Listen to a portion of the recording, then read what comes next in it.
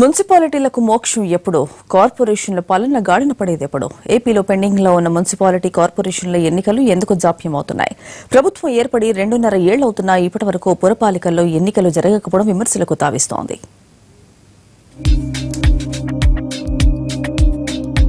సాధారణ ఎన్నికలకు ముందే మెజారిటీ మున్సిపాలిటీలు కార్పొరేషన్లకు ఎన్నికలు ముగిసిన సాంకేతిక కారణాలతో పెండింగ్లో పడిన వాటికి మోక్షం ఎప్పుడనేది రాజకీయ వర్గాల్లో ఆసక్తిగా మారింది.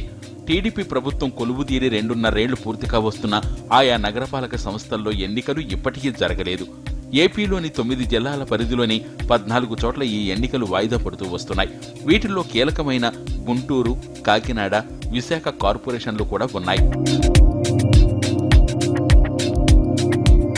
రాష్ట్రంలో 13 జిల్లాలకు గాను 9 జిల్లాల పరిధిలో ఈ ఎన్నికలు జరగాల్సి ఉండటంతో సహజంగానే రాజకీయ పార్టీలు వీటిపై దృష్టి సారిస్తాయి.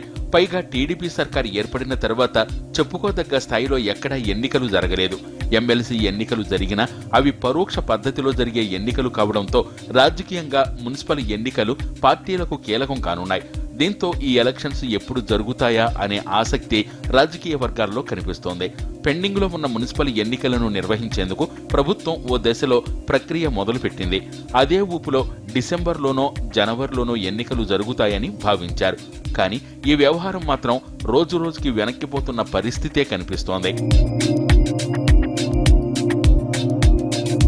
ఈ ఎన్నికలపై సహజంగా ప్రతిపక్ష పార్టీలో ఆసక్తి ఉంటుంది. ప్రభుత్వంపై ప్రజా వ్యతిరేకత ఉంటే తమకు లాభిస్తుందని ఆశిస్తాయి. మరోవైపు మున్సిపల్ ఎన్నికల ముందు కానీ ఆ తర్వాత కానీ మంత్రివర్గ విస్తరణ ఉండే అవకాశాలున్నాయనే ప్రచారం గతంలో జరిగింది. దీంతో ఈ ఎన్నికలు ఎప్పుడు నిర్వహిస్తారా అనే ఆసక్తి అధికార పార్టీ వర్గాల్లో కూడా కనిపిస్తోంది.